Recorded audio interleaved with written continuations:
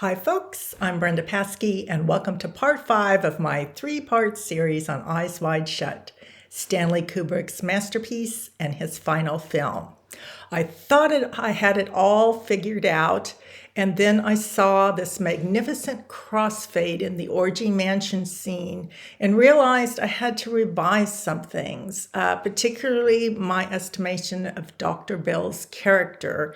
I thought he was a weak, somewhat evil man. And after looking at that, I realized I was wrong. I was completely wrong. The movie still has many layers. It's about the abuse of the vulnerable and children by elites, which once upon a time would have been a tinfoil hat conspiracy, but after Epstein, we know it was all true. It still relates to the John Benet Ramsey murder. It's still a little amusing tale of a very handsome, successful guy who just can't get laid for some reason. But it also shares another thing with the movie Mulholland Drive. So I will show you that crossfade and explain what this movie is really about. So here's the crossfade where Kubrick combines two images to make a third one. And I immediately saw something. I did ask about 12 other people what they saw, and to be honest, they didn't see the same thing. They saw bits and parts of it, but not the whole thing.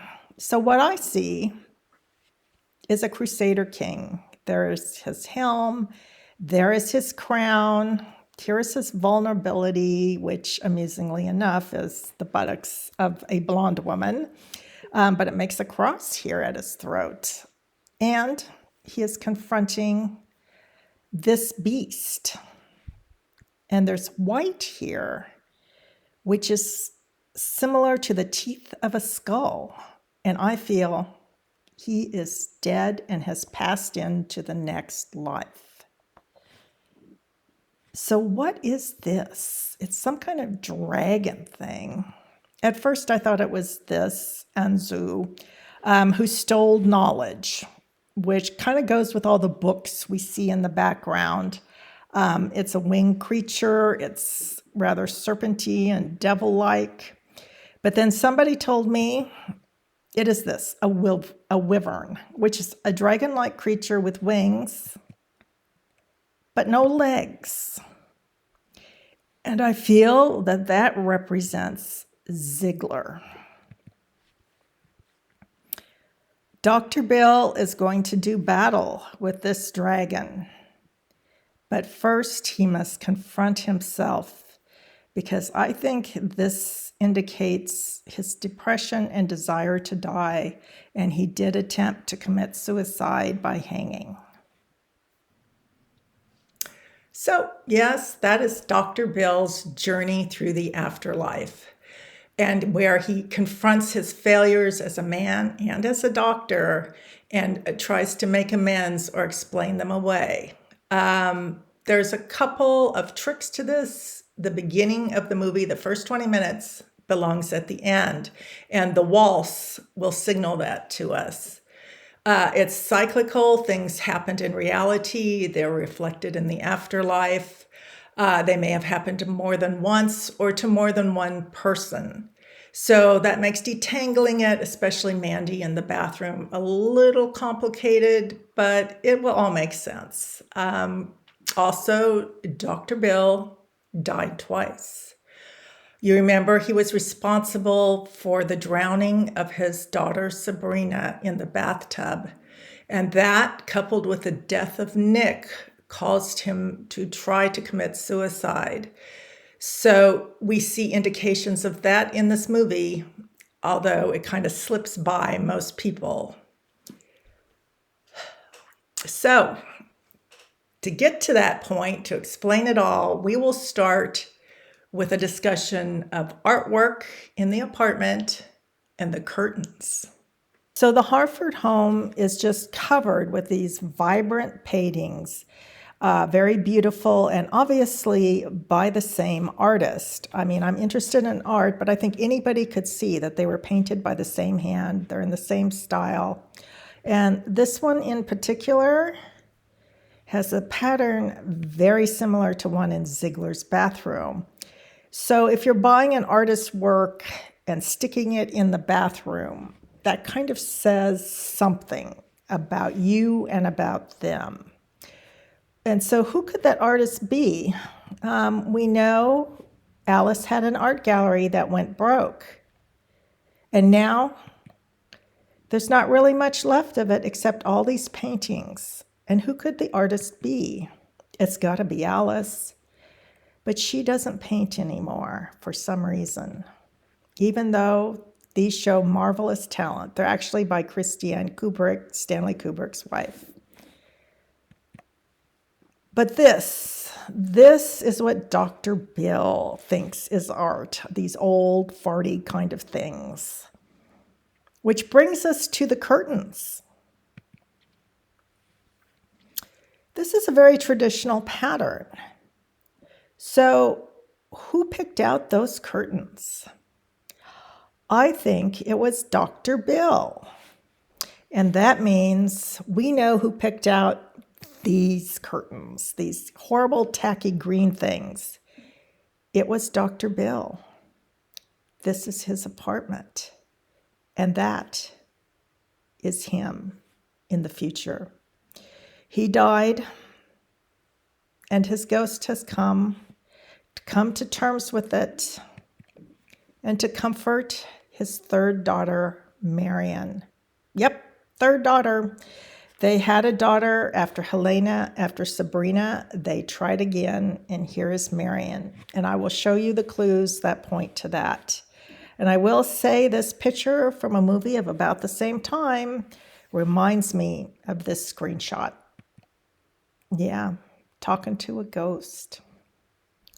He has come to comfort his daughter who doesn't want him to go, who doesn't want to go with Carl, but he must go. Carl has appeared to throw him out. Come in.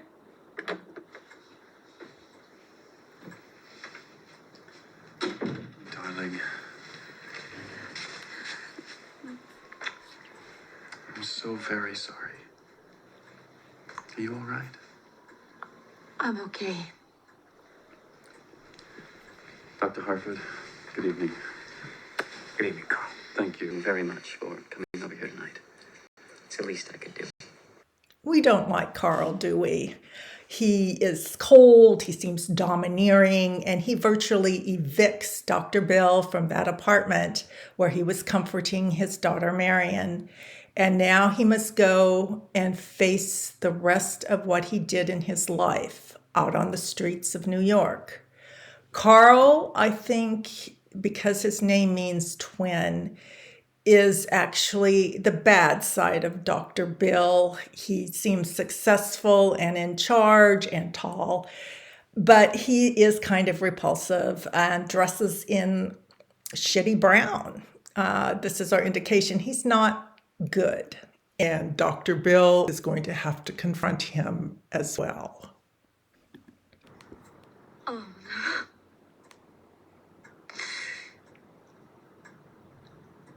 I am. Oh my God, no.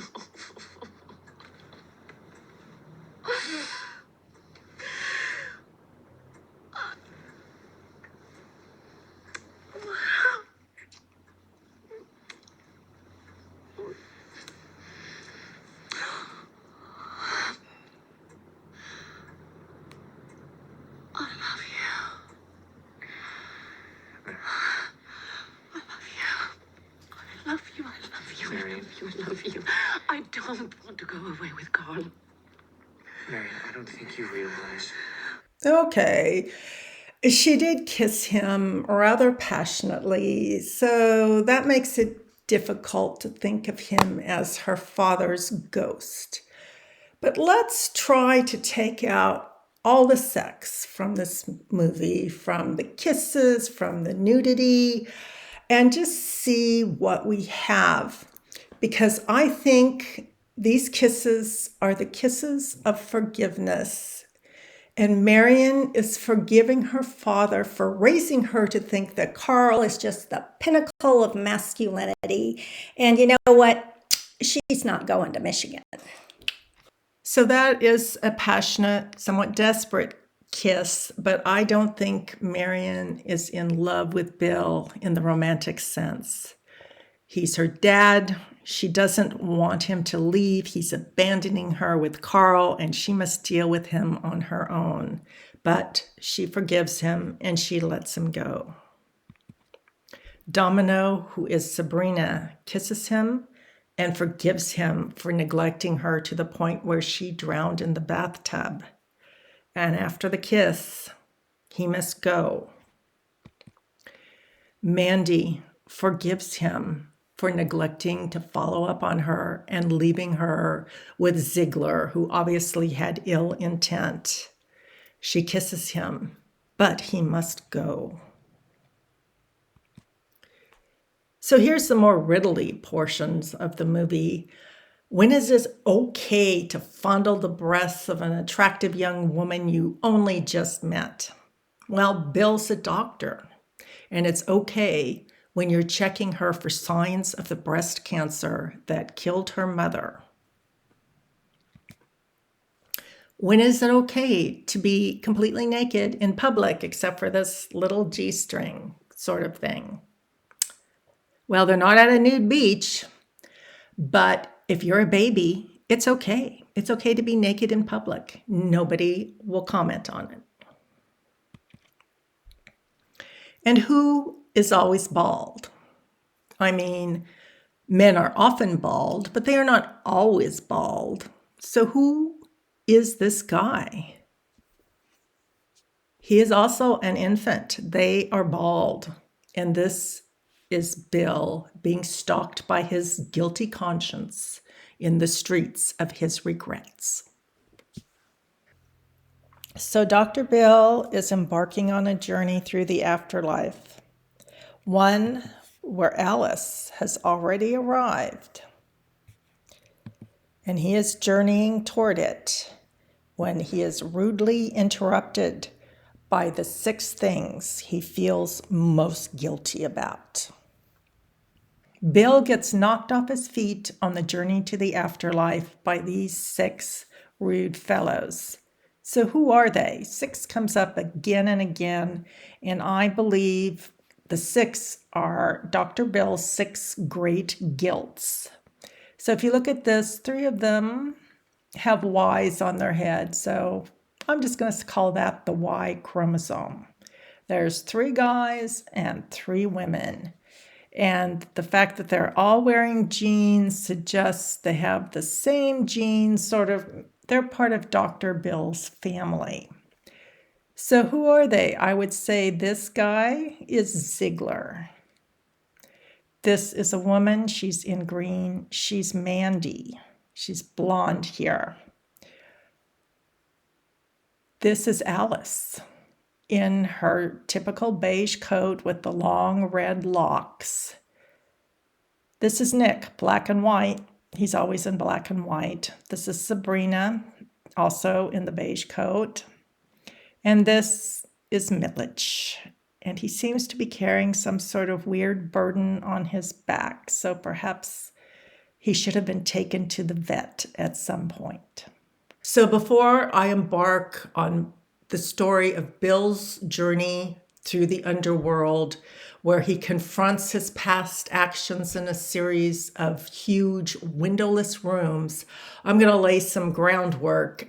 First of all, some influences on the movie, which were Trome Nouvelle, the famous inspiration, and I did read it.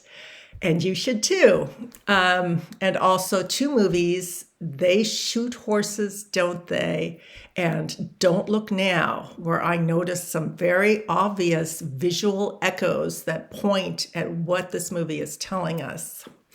Also, I want to draw your attention to 2 somewhat ambiguous characters, Sander Savost and Milik. So Sander Savost's name means savior. And that is a hint to us that he's not a bad person. And then Millich's name means dear or darling. It's something sweet. And after carefully examining the movie and seeing some Reddit posts, I have realized that Millich is the family dog. Check it out. The idea that Millich is the family dog is a radical one, but one I have become convinced of. It's not my idea. It was the idea of a Redditor on the Eyes Wide Shut subreddit. We have Bill telling Domino he's going for a walk. Shortly thereafter, we meet Millich, who is literally labeled as a dog. He ties on his leash before coming out of the house. He guards the door, but is easily bought off with treats. He scratches himself a lot and complains of losing his hair everywhere. He has excellent hearing, presses his face against the glass before he jumps on the couch and barks at the intruders. Bill chases him down with a plastic bag and literally says shit at the gates of Sonata. And then we have this sign in the background telling Bill to clean up after his dog. And Millich has an impressive collection of shoes.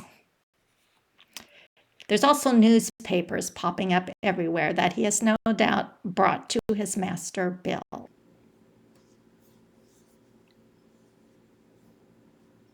Finally, take a look at Millich's vest. All the color is in the back. I mean, that's kind of weird unless it's a dog jacket. Yep, I think this is Millich. So I've mentioned before that there's letters on the refrigerator that were probably taken off Sabrina's room. But you know, when Bill walks in the kitchen, there's some letters down here. We can't really read them. And anyway, who could read them way down there? Well, I'll tell you who. The family dog, whose name was Fidelio, or as we normally refer to it today, Fido. So I'm going to make my theories so much more interesting and intriguing by mentioning that I have been banned from numerous subreddits in Reddit, including r Stanley Kubrick and r Eyes Wide Shut. But I have also been banned from r News and r Pics because of my controversial comments in the Red Pill subreddit. What? No, I was not agreeing with a bunch of notorious misogynists. I was arguing with them and pointing out they were wrong on some things. And you know what? They never banned me. I got into it after reading this hilarious book, A Dead Bat in Paraguay, by the notorious Roosh. So if only he had stuck with comedy, he could be a force for good, but he's all dour and gloom and has doubts about women and the way they are. Ha! So I got banned, not for threatening violence, not for encouraging Nazi-like opinions, but for trying to argue them out of theirs, for trying to connect with them and see what their legitimate concerns might be, because I think they did have a few. I mean, one is, why shouldn't women have to register for the Selective Service, just like men? But I am not to speak to them. We are to stay in our silos and not know what each other is thinking or talking about, and not trying to bring people along or reach a common ground. Who does that benefit? So when I got banned from both Eyes Wide Shut and Stanley Kubrick, It wasn't as much of a shock. I did get a lot of nasty remarks, name calling, telling me also that I'm insane and schizophrenic. Well, I assure you, I am not. Just because I disagree with you doesn't mean I'm nuts. But they said my opinions were of no value. That was literally what the mods said when they banned me. I was banned right after the Crossfade post from Stanley Kubrick, and I was banned from Eyes Wide Shut after a post about how the balcony proves that that is a child there. It is not an adult, and I will show you that later. I'm not sure it was the content of the post. They just didn't want me talking about it anymore and raising certain points. They get really pissed off if you say, like, Tom Cruise is gay or the character in the movie is gay. So you don't like my opinions, just block me and you never have to hear them again. It was weird that I'm not allowed to speak, but I do have my own subreddit, Theory of Mulholland Drive. So you can take a look at my post there if you like. Subreddit really hates conspiracy theories, and they really hate the child trafficking theory. They also don't like the Stanley Kubrick was murdered theory. But I proved 100% that this gal is not a grown-up. That is a child. And I was immediately banned. And why do I think I can prove she is a child? Well, look at this railing. I mean, there is a distinct height difference. Could just be the perspective, could kind of be a short woman, but that railing reaches just over Black Feather Lady's knees. That is a super low railing. It's definitely not up to code. And when you compare, you realize these people are all sitting down. And that means this gal is even shorter than you first thought. That is a child. And you can kind of compare by looking at figures here on the floor and up there, and you can see these guys are sitting down. Not only are they sitting down, I think they are still in the land of the living. Going a little further down the conspiracy trail, the number 11 occurs again and again in this movie. For instance, there are only 11 women in the magic circle, and we would kind of expect 12. In addition, the double columns that we see over and over look like an 11. And just to hammer home that it means something is missing, there are 12 stair rods here, but one of them is hidden. There's kind of, if you squint at it, a hidden 11 in this painting in the Harford's dining room. In the magic circle that's in the toy store scene, the wand points at the 11th symbol of astrology, which is Aquarius. The Harford Central Park West apartment is at 146, which is a real address. And of course, that number adds up to 11. So I figured out a way they could have all those views if there were some air shafts. And then it occurred to me, I can just look on Google Maps and see if there are actually air shafts in that building. Yeah. There's 2 towers. Huh.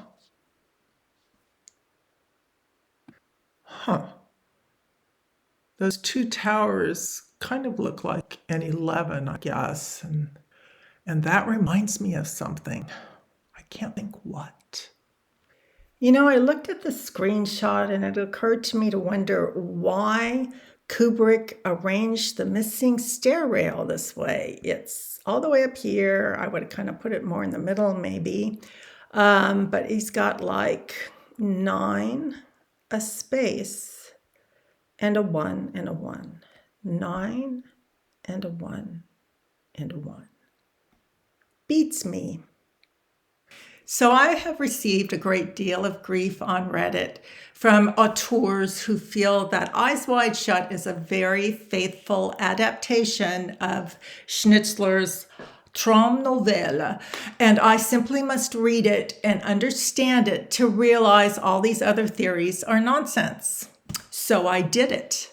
I read Traumnovelle. I actually even got a German translation so I could be sure of some of the words that I had doubts about. So here it is in English. It's only 88 pages or so. This book looks much thicker because it has illustrations and a study guide, but I read it. And guess what? They're wrong. There are lots of differences in the movie. For instance, Ziegler appears nowhere in this book. Nowhere. He is added in. The toy store, added in. He used it. Kubrick used this as a basis for his idea, but he embroidered it a great deal to make his point.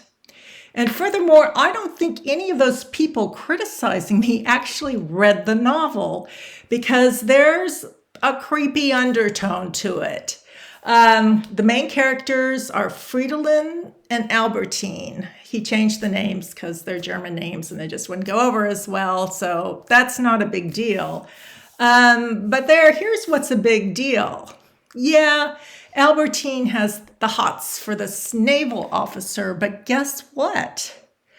Fridolin has the hots for a young girl who he saw on the beach who was probably 14 or 15.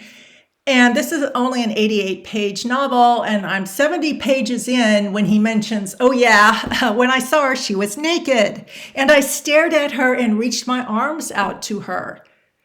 Okay, Fridolin. You have a child. He had an 8-year-old daughter. This daughter is never named. She does not rise to the level in his mind of having a name, possibly because she's not yet of age. He does go on the same journey Dr. Bill does. He rejects this old hag of 27 and with her dead father. Then he, innocently is walking around the neighborhood. He's been 1,000 times and somehow ends up in the notorious street of prostitutes. Oops. Where he runs into a young prostitute of 17 and goes to her room, but he does not do anything with her. So thank goodness for that. And then he ends up in a costume shop with an even younger girl who her own father refers to as a depraved child. And he goes back after the orgy to see her.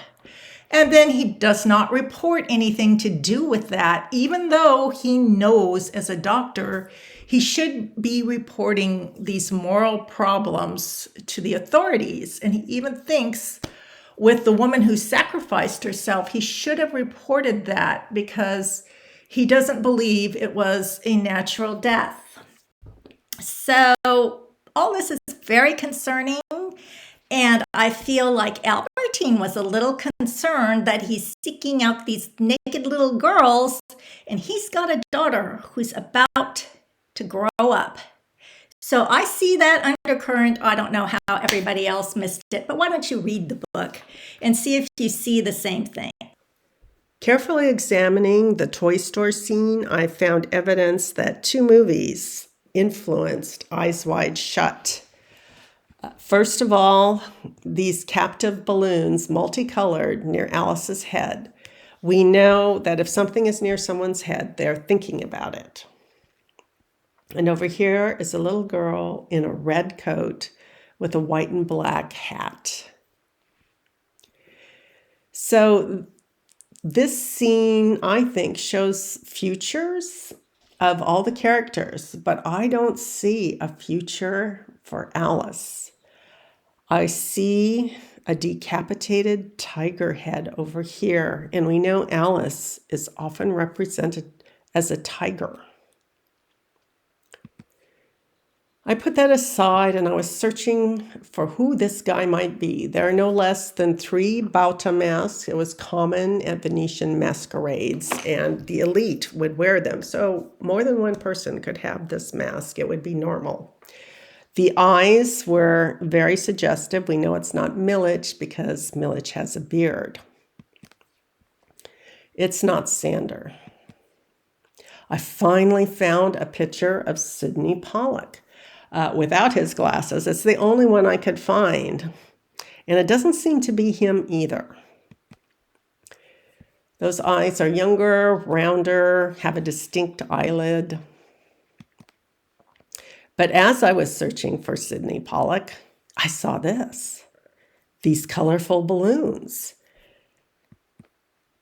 They are released at the start of a grueling race in this movie, directed by Sidney Pollack. They shoot horses, don't they? It's a movie set in the Depression era about desperate couples competing in a dance marathon, sometimes to the point of death, to win a questionable prize. I had never seen this movie until I noticed those balloons, but I highly recommend it. It's not nearly as depressing and monotonous as you might think. So here is another Bauta mask. This guy is on the floor, got some red books behind his head, and he escorts what I think is Sabrina/Domino. And I think it's this guy because of the bare throat. He has a very long throat and a pronounced Adam's apple. So this is someone completely different. So it's Carl, Bill's evil twin. The eyes, though, looked so much like this guy that I was convinced it was him. He's the one who finally shoots our heroine Gloria in the head and puts an end to her suffering. Michael Sarrazin played him. And Jane Fonda was Gloria. She was just fantastic in this movie. And there's also a character named Alice. So we have a white-jacketed MC in both movies. We have a circular motion of people going on.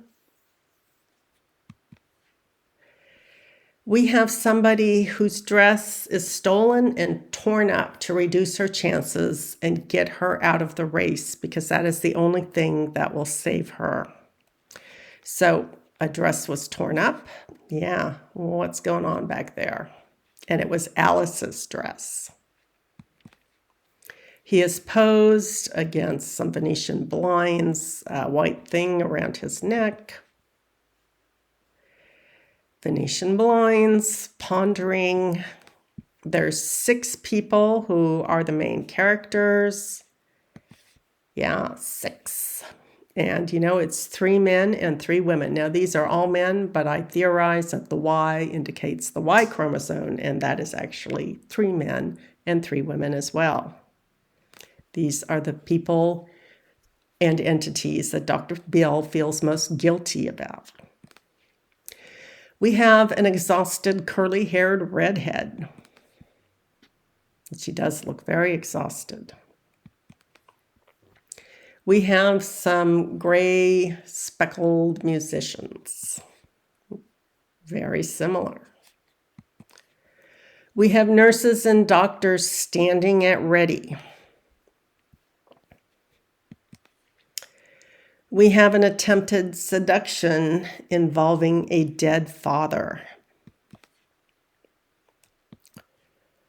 We have a dog that was very sick and got put down out of pity. We have a woman named Alice having a total mental breakdown near a bathroom. We have staring faces. We have this weird guy lurking behind the MC, who, by the way, in real life shot and killed his young wife and himself about 10 years later. Yeah, there is that penguin-like face lurking behind Dr. Bill. They come to realize the whole game is rigged. They will not win nearly enough money to help them because they have to pay back all their expenses if they win. In despair, they go out onto the pier, and there are these two bottles, a dark one and a clear one, which we see right here, a dark and a clear. And she convinces him to kill her. The second movie that I think is an influence is one I did see a long time ago, and it relates to this little girl in the red coat that appears behind Dr. Bill.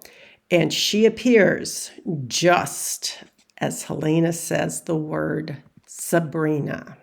Okay, it says Supreme, but it is actually Sabrina. So who is she? She seems to be related to Domino. She's got kind of that white and black hat. There's some red related to her. It's this movie, Don't Look Now, from Daphne du Maurier's novel. And this is an excellent movie as well, and I suggest you watch it. It is mostly set in Venice. The little girl in the red raincoat falls in the pond and drowns due to the neglect of her parents. As we go through the toy store, we see this little toy, and that red means red hair. There's a blue shirt and lighter blue pants, which seems to me to refer back to this scene. That's very similarly dressed, and it lands on top of the questionable big teddy bear there. So the father appears to blame the son for not warning him or not rescuing his sister, and he is sent off to boarding school abruptly after the little girl dies. The father dresses in brown because really he's a piece of crap. He blames everyone but himself, and then you can see he's Carl, I think. And this scene is very interesting. We have a broken pediment up here. Something is missing, and above it is a light that is out. So if you look at it, there's Carl, there's some blue between him and this person in black and white. And it really recalls this scene. Brown, blue in between black and white. This guy is a priest. He's got a white collar, although you can't see it in the screenshot. And here is the broken pediment where something is missing. There's a lot of references to Venice in Eyes Wide Shut. Most of Don't Look Now is set in Venice, where the married couple goes to recover from the tragedy. Spoilers, it doesn't work because the father blames everyone but himself, and in the end, it destroys him. There's remembrances of the drowning. There's a black-clad person looking at a woman in a bathroom. Very similar. There's a guy with a white telephone and this interesting padded headboard, which reminds me of, this one. Very distinctive. And there's this book on the bedside table. It is The Deputy, which explores the way the Catholic Church failed to take action against the Holocaust. And that's not the only thing they have failed to take action against at the time of Eyes Wide Shut. So it's a great movie and another one I can highly recommend. Another interesting source is the Fidelio experiment. It's on YouTube, and it syncs up 3 portions of the movie and kind of gives you a different insight into what was going on in Stanley Kubrick's mind. Here, Dr. Bill gazes at an angel-like card. At the same time, Dr. Bill is looking at Domino. They both have their hands up to their face like a phone, and they're trying to talk. And here he talks about Mandy. At the same time, He sees Mandy in the orgy mansion and says goodbye to her in Ziegler's bathroom.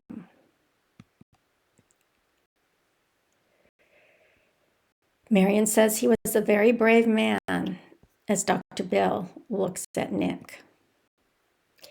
He says shit, just as Marion says thank you after Bill says, I'm so sorry.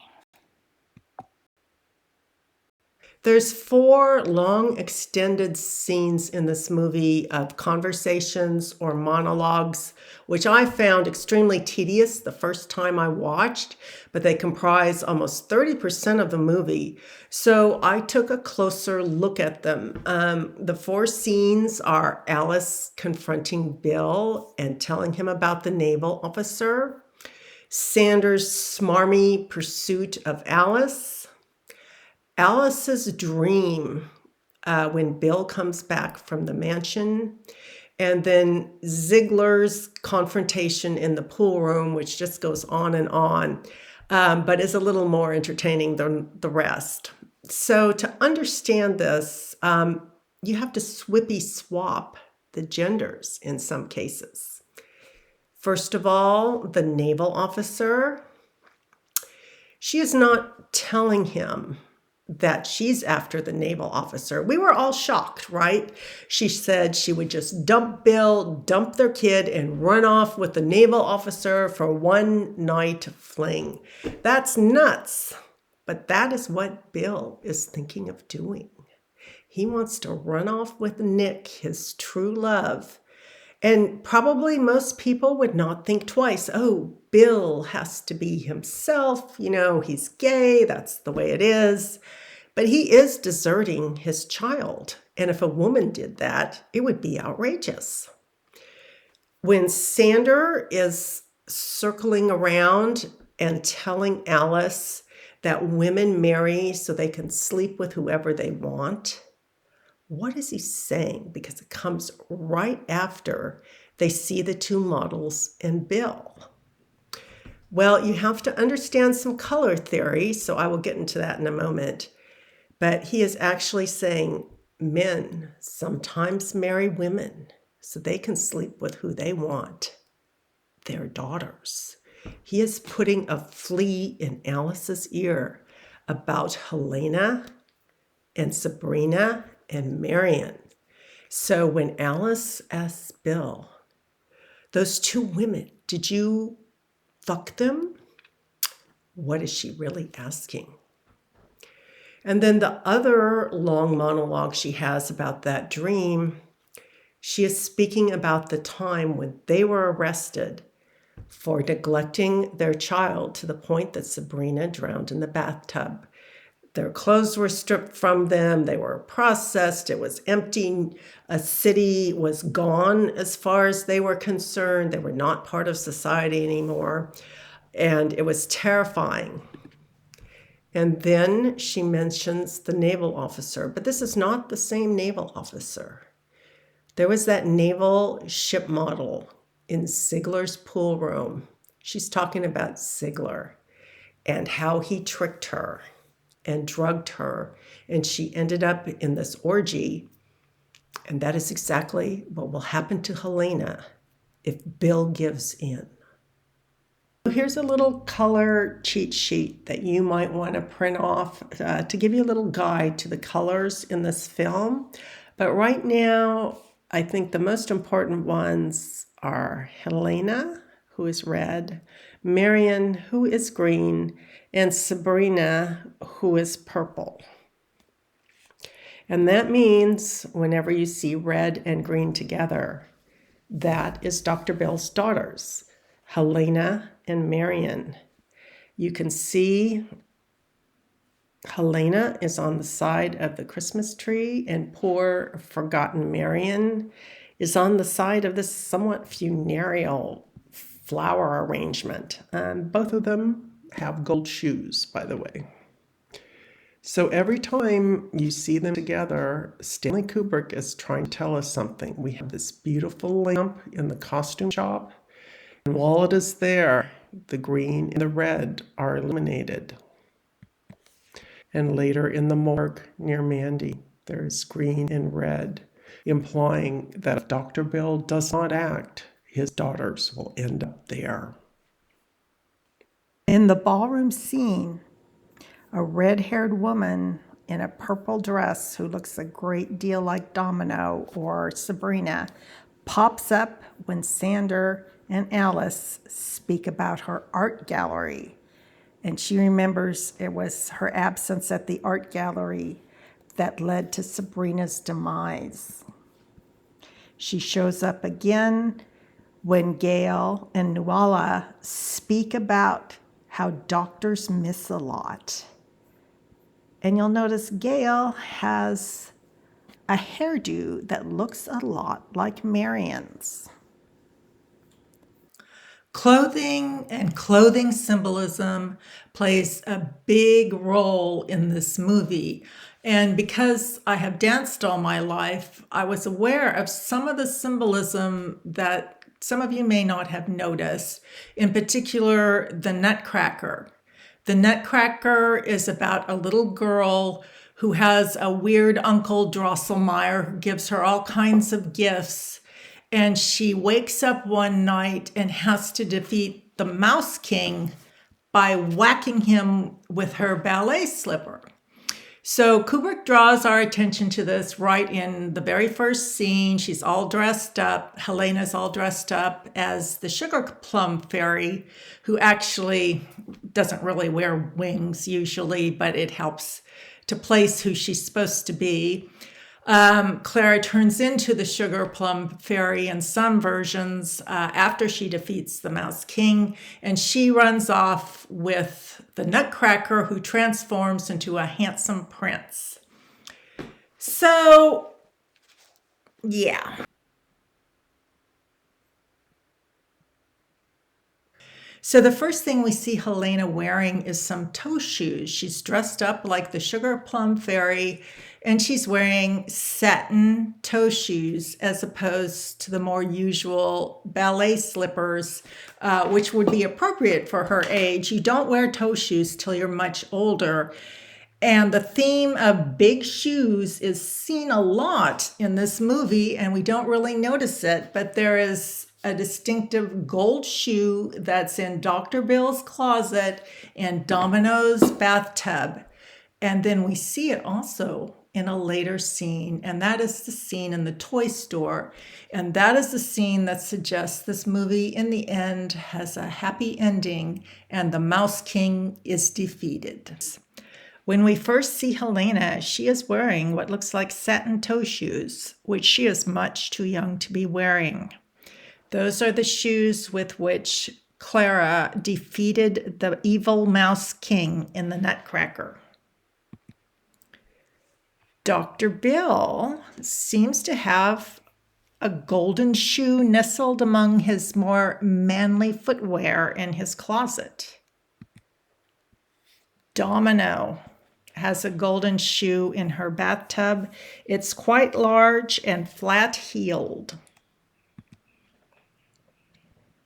Milich's daughter, who I believe is a representation of Helena, is posed just like this lady in the glittering gold dress, and she is missing one of her large shoes.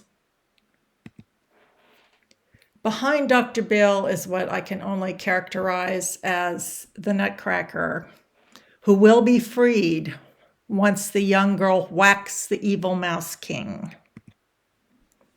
And here in the toy store is a young woman with flowing hair dressed exactly like Helena, except she has the most gigantic gold platform shoes, completely wrong for going on the pavements of New York in the wintertime. But there they are, and here, shortly after, is another woman dressed exactly like Helena, accompanied by this older fellow. I like to think he's Dr. Bill, carrying his precious memories of St. Nick, accompanying Helena in buying the Christmas presents for their grandchildren. Dr. Bill just wasn't up to wearing those golden shoes. They really made his feet hurt, and so Helena had to complete the task. Light and shadows are another way Kubrick works on our subconscious mind. For instance, Gone with the Wind lady here, who represents Sabrina, is first shown in the light. But as Milledge distracts him and he attacks Helena, or rather his daughter, who is a representation of Helena, she fades into the darkness.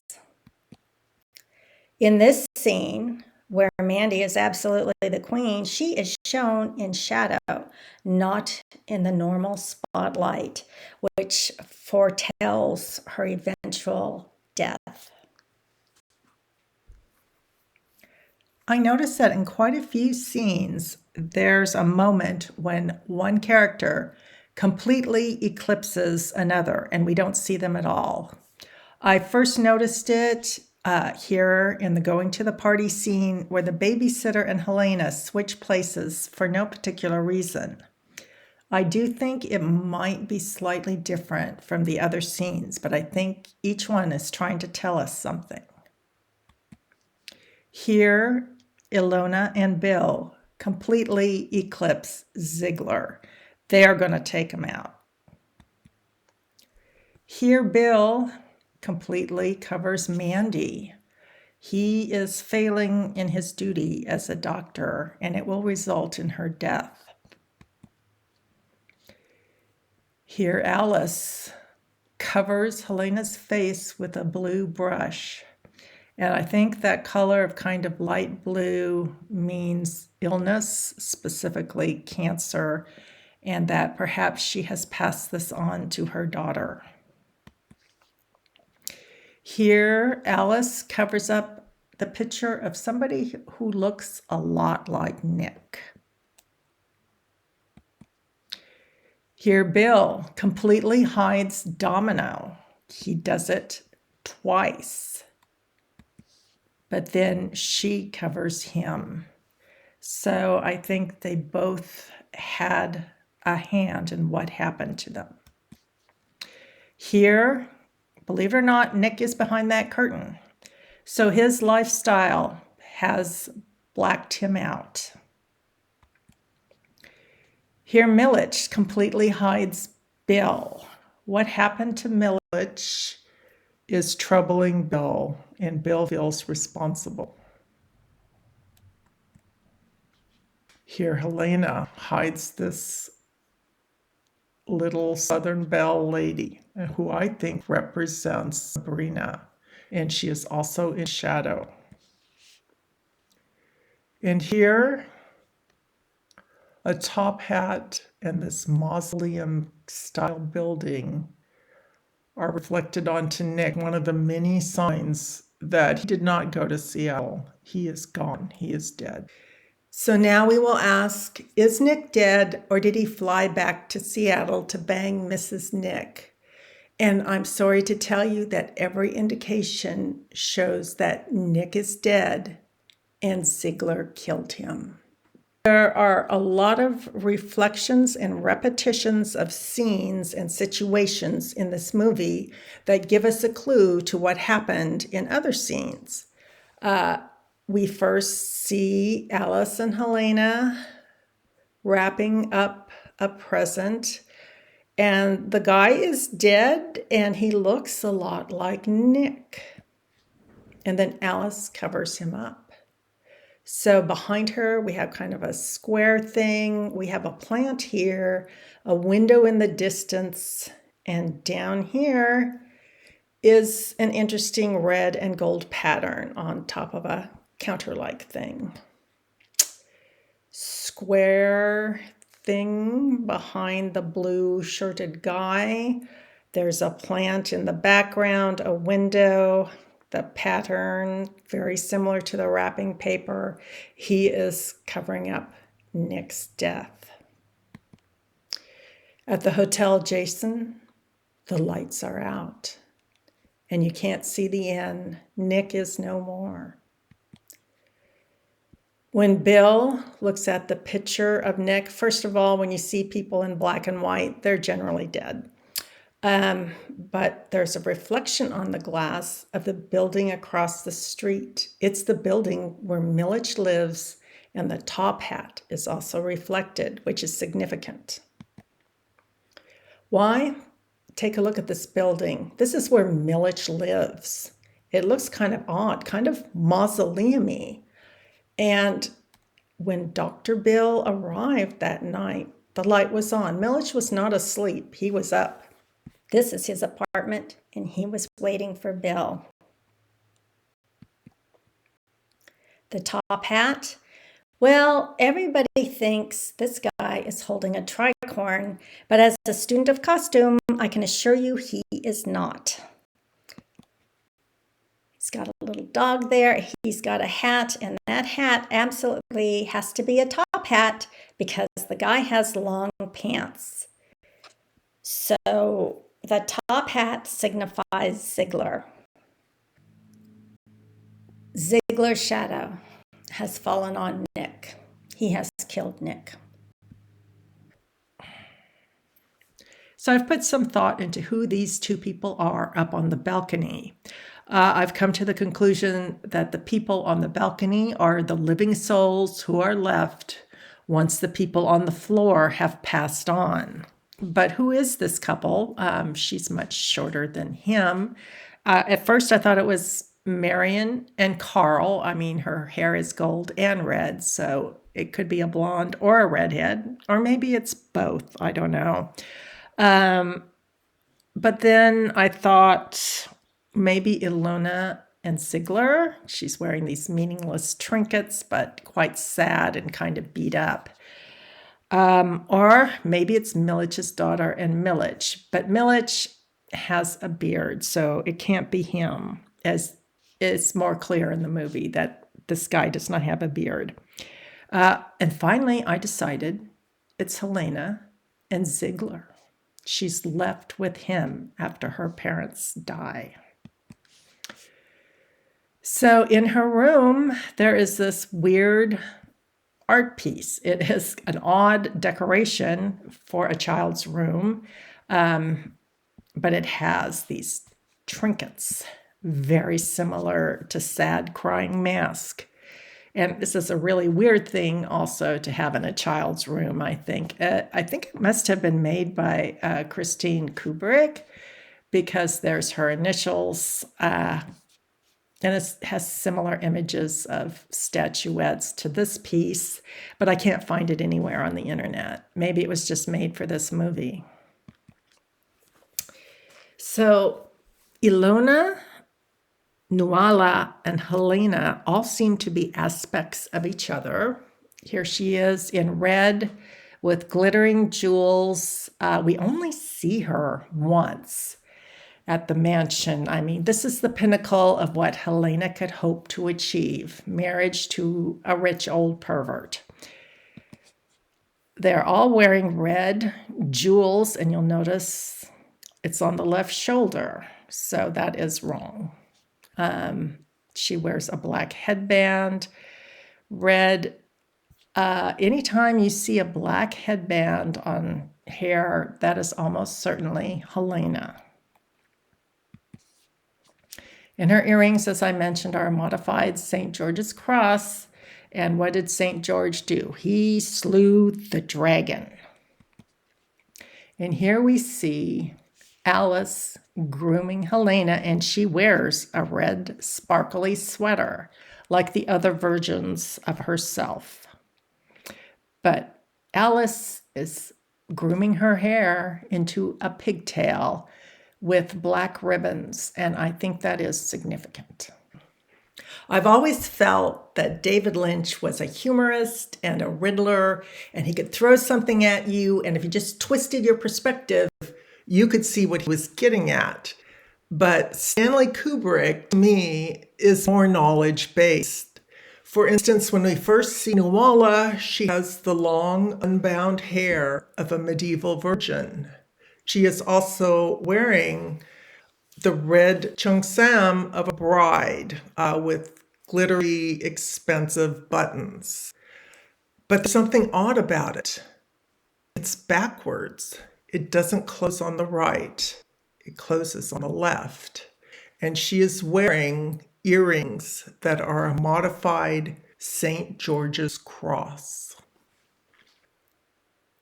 Shortly before I was banned forever from the Kubrick universe, I made a post about color, and they deleted it. I felt it was a very well thought out post. As a kid, I was just fascinated with bullfighting and bullfighters.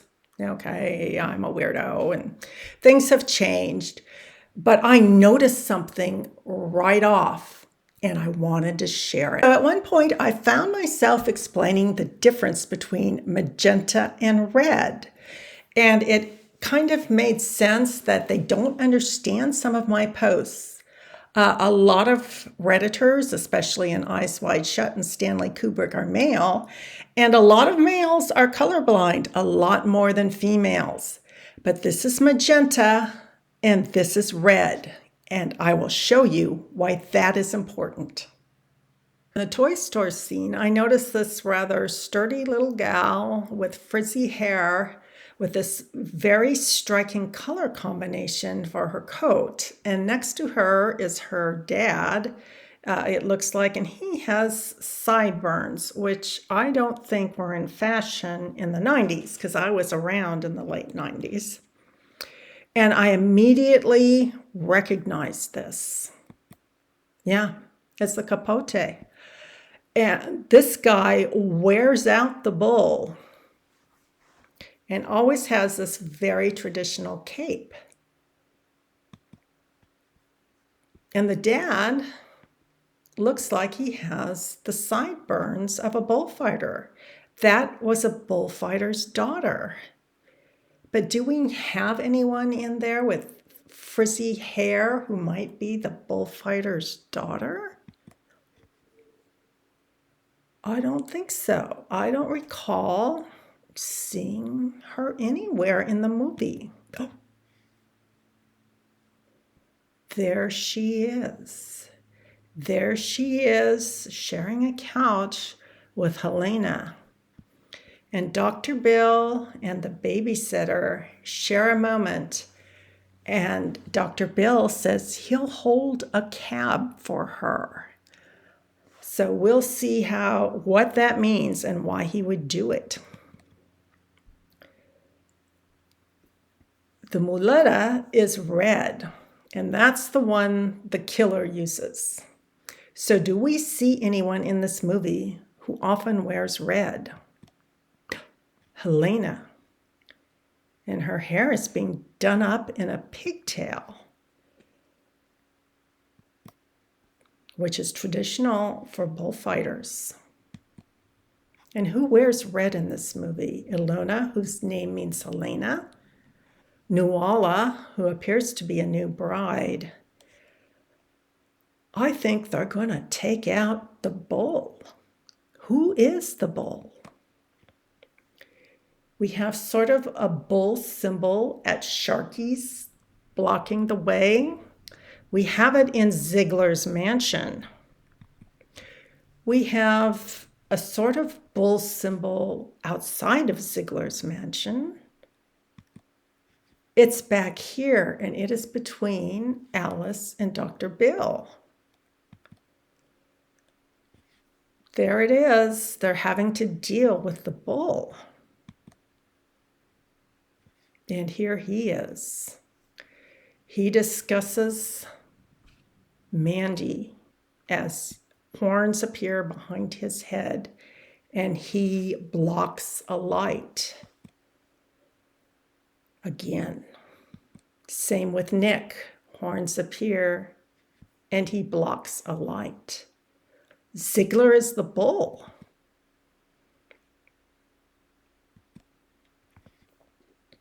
Gail makes the sign of the bull when he asks, "Where are we going, ladies?" Ziegler, I think, is also represented as a dragon because he has wings. And here we have a flamenco dancer with a hat on his head. According to my teacher, that would be somebody from horse country. It's kind of what they would wear on the ranch. However, he has an embroidered jacket, like he is going to kill a bull along with this gal in red. And this is indeed kind of a traditional dress for flamenco dancers. Bull symbol. And there it is in a black and red cape. It led me to the cult of Mithras. And Mithras kills the bull. And he's got this little cap, which I realized I've been seeing now and then throughout the movie. And maybe I'll go back and find it. Those are the people who are going to help kill the bull. And this reminded me of this. And you know, there are two women here, a young one and an older one who helps. So they worshipped underground in windowless rooms. They had 7 levels, from a bird, a raven, bridegroom, soldier, lion, Persian, which is the guy with the cap, represented by the moon, and then there's the sun. And we see those symbols a lot. And then finally the father. And it's very striking. And the bull represents the savage impulses of man, which we must overcome. Anyway, about that cab driver. I believe the taxi driver is Charon, the ferryman who takes the dead over the river Styx to the Underworld.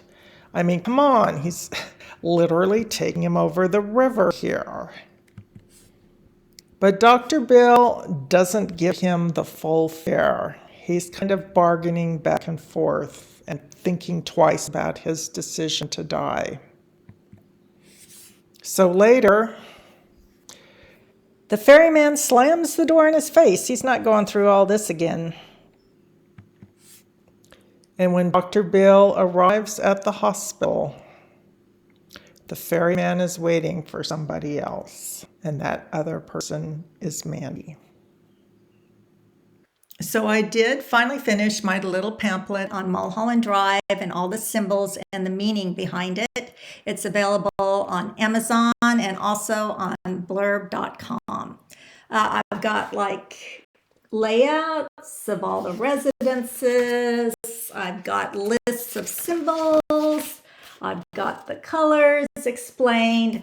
So I think you'll find it interesting, and it goes into a lot more detail than I could in my videos. Find my books on Amazon.com.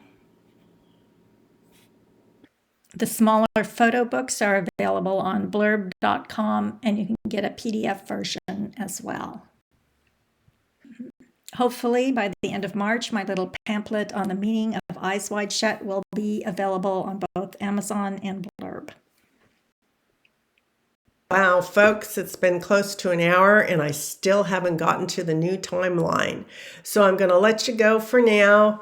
And keeping all this background information in mind, you'll see how the new timeline shows exactly what's going on with Dr. Bill, his life, and his guilt.